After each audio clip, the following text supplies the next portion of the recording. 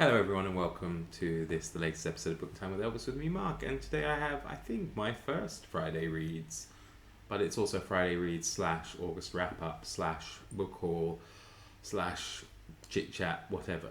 I'm hoping it's not going to be too long because, I don't want to delay you all from your busy Fridays because, of course, I know once you start watching, it's very difficult to stop.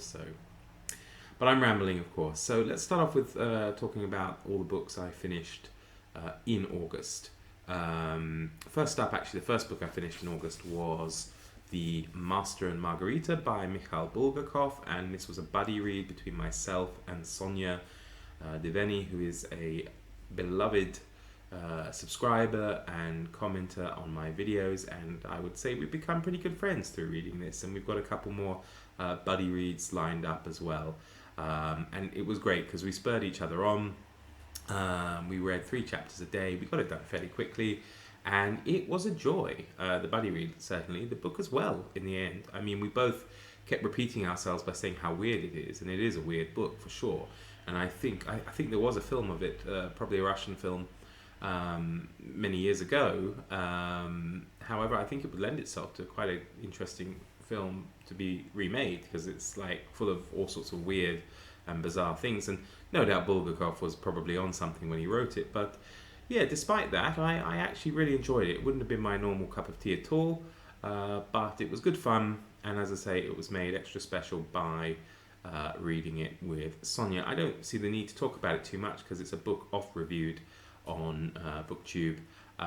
If you do want any other opinions about it from me, then by all means ask me in the comments, send me an email, whatever, and I'll be happy to share further opinions about that with you.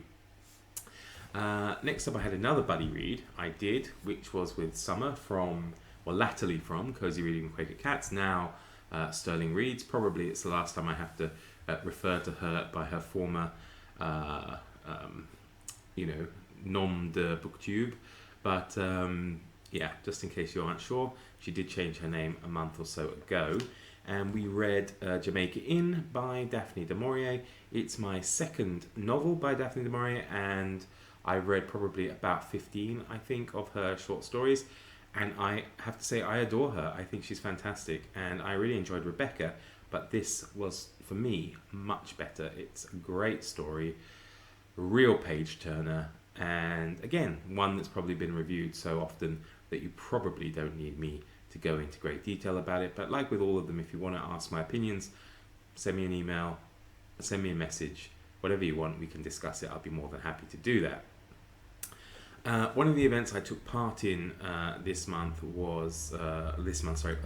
August, was Audible August, which was run by Gareth at Books, Magic, and oh my goodness, Gareth, I do apologise, I've completely forgotten. Books, Magic, and something else. Sorry. I'm back at school, my brain's mush. But anyway, it's an event celebrating music and books, and it's a shame because I didn't get read everything I wanted to. I had started on this Beethoven Life in 9 pieces, but it's excellent, and I will finish it. I'll be reading it quietly, but I didn't get a chance to finish it because of everything else and the fact that I was running an event myself in August, along with Sean D. Stanfast and Mark Richardson Reads, which was August of Adventures. But I did finish at least the first play by Beaumarchais, The Barber of Seville, which was great fun, and I'm definitely going to continue reading the other 2 there. I also dove in and out of The Lives and Times of the Great Composers by Michael Steen, and just picked out about 2 or 3 composers to have a look at. I think he profiles over 40 of them, and it's great. It's really good. And the other one I read, dipped in and out of, were Wolfgang Amadeus, A Life in Letters. It's one of these, I think, where it's not, it doesn't really lend itself to a complete read-through, I think. It's nice to just kind of dip in and out. But I thought I'd share one with you, one letter that he wrote to his mother. It is obscene and offensive, so if you are easily offended, you might want to fast forward.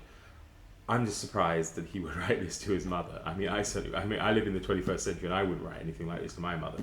but it's a bit of fun to share it just to show you how puerile and childish genius can be at times.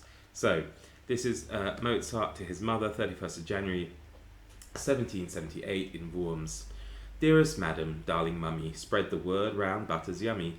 Lift your hearts and praise the Lord for giving us our just reward. Still, our travels aren't so funny, 'cause we've got so little money. But we're well, no sound of mucus, or of head colds to rebuke us. For our lifestyle, though catarrh affects some folk, so far, we both have managed to avoid it. Gas builds up and others void it, both before and after meals, when they let rip with farts whose noise, I'd say, would wake the dead. But yesterday, the queen of farts was here to stay, with farts as sweet as honey, but a voice as hoarse as any chestnut. We've been away for 7 nights, and in that time shat many shites. Herr Wendling will be cross, his 4 quartets are not yet in full score, but once I'm back across the Rhine, I'll knuckle down, step into line, and write his works, for I don't fancy being called an idle Nancy. As for the concerto, this must wait till we reach Paris, where I'll toss it off as silly as shitting, and yet, if I'm to tell the truth, I'd rather roam the world than dwell upon the past with men I so condemn. That is now makes me sick to think of them, and yet I have no choice, we've got to stick together, even though I'd rather lick Herr Weber's arse than Herr Rahm's head, I'd say. A slice of it beats Wendling's any day. Our shitting won't offend the Lord a bit, still less if we tuck in and eat our shit. We're honest folk, who tries to part us dies. Between the 4 of us we've got 8 eyes, not counting those on which we sit. This verse must stop. I hope I shan't make matters worse by saying that on Monday next, I trust, I'll have the honour to embrace you just. Let me tell you, though, that by the time I'll see you, I'll have shat my breeches. I'm your loving child, both scurvy and wild. Trazon. So he signs his name backwards there. And that's what Mozart's like.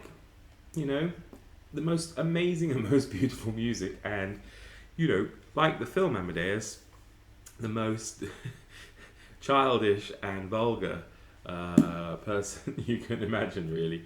But still, it's all good fun and very interesting. And next up, August of Adventures, which I've already mentioned. I managed to read all of the assigned texts or texts of the week that we did, which were, we started off in week 1 of August with Treasure Island, which again I don't need to talked about it so many times, but I read Treasure Island in week 1 for, I don't know, the 37th time at least, and it was still as wonderful as ever. If you haven't read it, read it. And also I was able to obtain this, the 1950 Walt Disney film with Robert Newton, of course, in the iconic role of Long John Silver. It's still in its plastic. Haven't watched it yet. That's the plan for this weekend. So I'm really looking forward to that. 42 years old, and the most exciting thing I'm doing at the weekend is watching a Walt Disney film from 72 years ago. But it's going to be great, I'm sure. So that was week 1. And week 2 was... I've got too many books.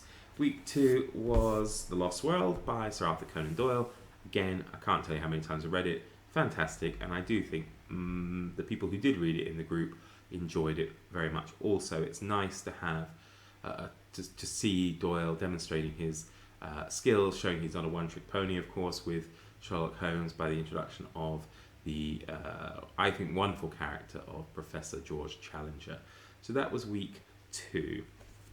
Week 3 was a book I read for the first time, and I wasn't disappointed. It was better than I imagined it would be, though I suppose Michael K. Vaughan really likes it, so it's got to be good, right? And that was Tarzan of the Apes. Thoroughly enjoyable, and it wasn't anything like as cheesy as I expected it to be.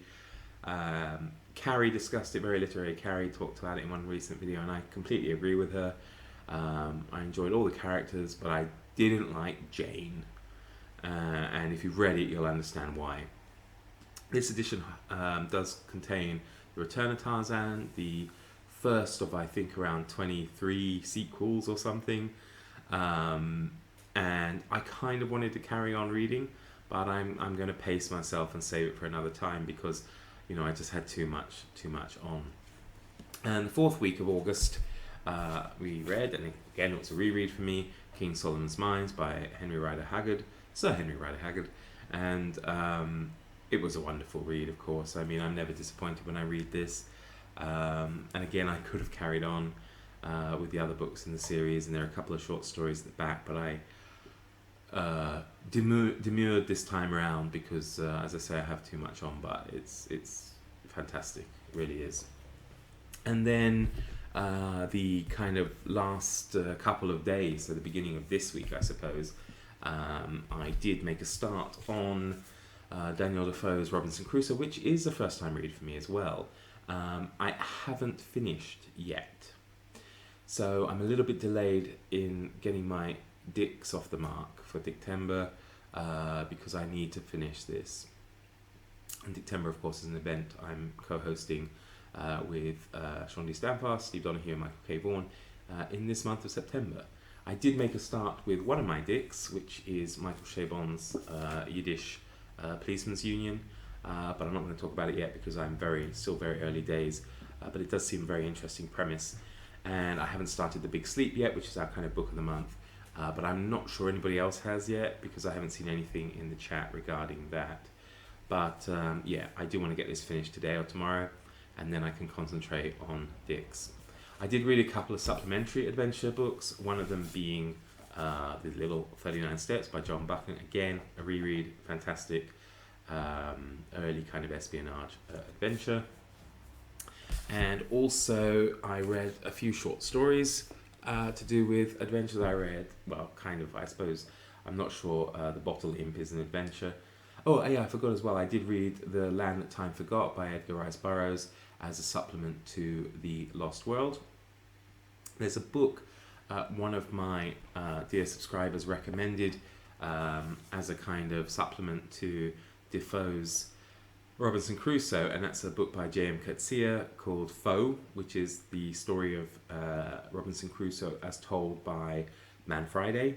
And I have that. I downloaded it and I plan to read it as well. It's not a very long book, so I should be able to fit that in once this is done and probably finish it within a day. I read also a children's book, The Life of Robert Louis Stevenson for Boys and Girls by Jacqueline Overton, which was charming and wonderful.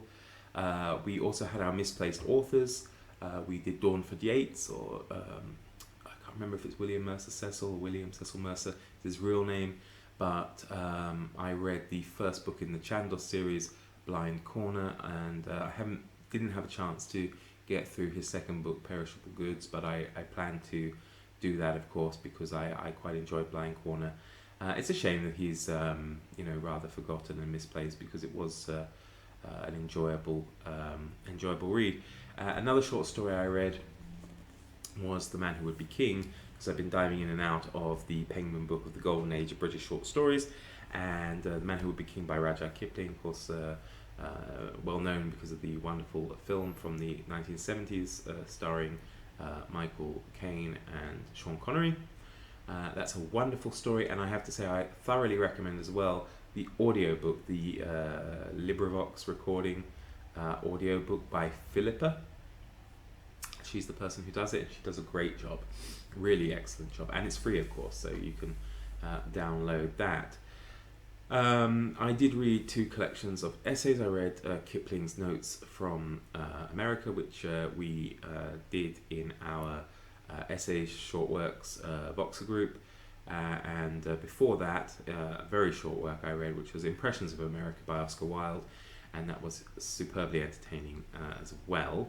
Very interesting to see how these 19th century British people viewed Oscar Wilde, British in inverted commas there, so do not jump down my throat, how they viewed the 19th century America, really.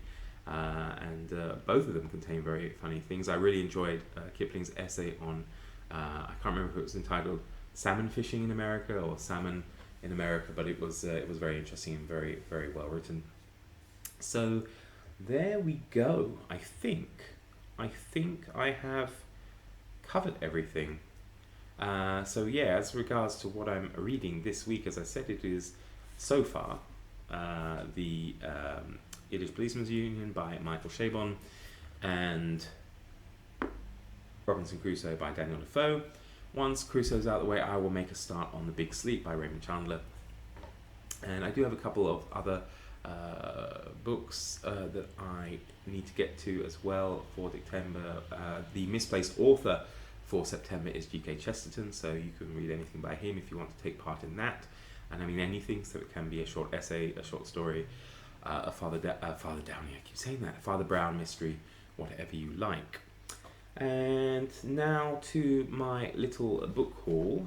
You may have seen that I started talking about classics I want to get to, and I made videos on Greeks and Romans, so I have made a start on obtaining some of them.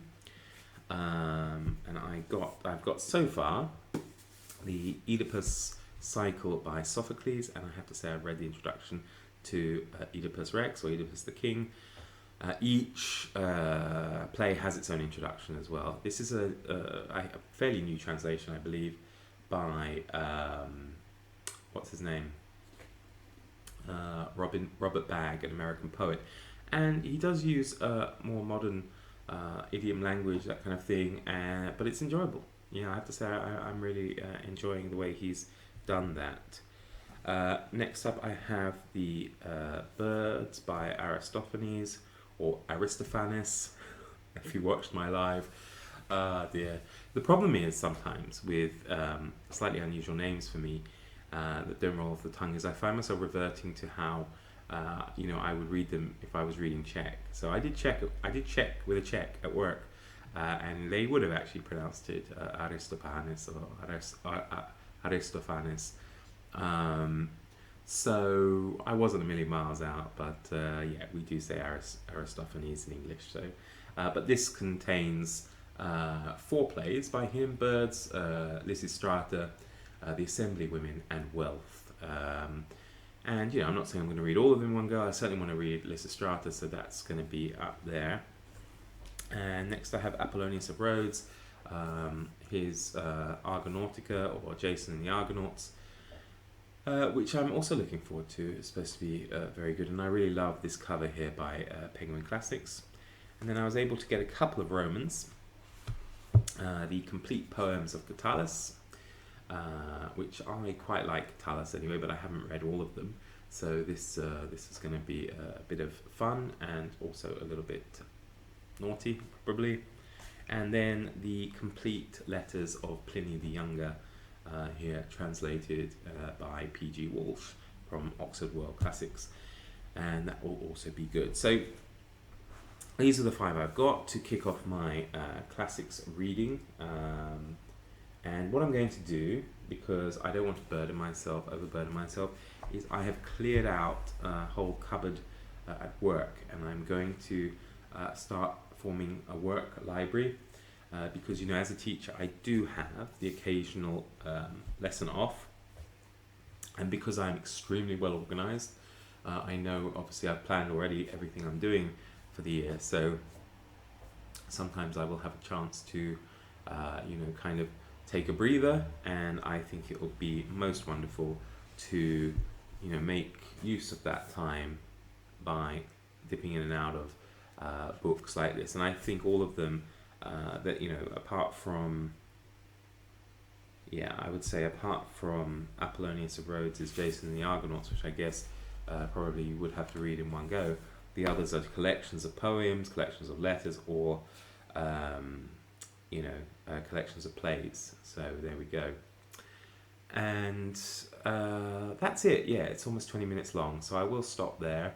But as I say, if you want to discuss anything further, feel free to email me, booktimewithelvis@gmail.com, or send me a message on Voxer, whatever you want. And I would say, by the way, as well, the second edition of the newsletter is out today, so I hope if you got it, I hope you enjoy it. The next one will be out in 2 weeks. And that's it. Yeah, that's it. I'm going to shut up now. So I wish you all a fantastic Friday, and we'll see you again soon. Bye bye, everybody.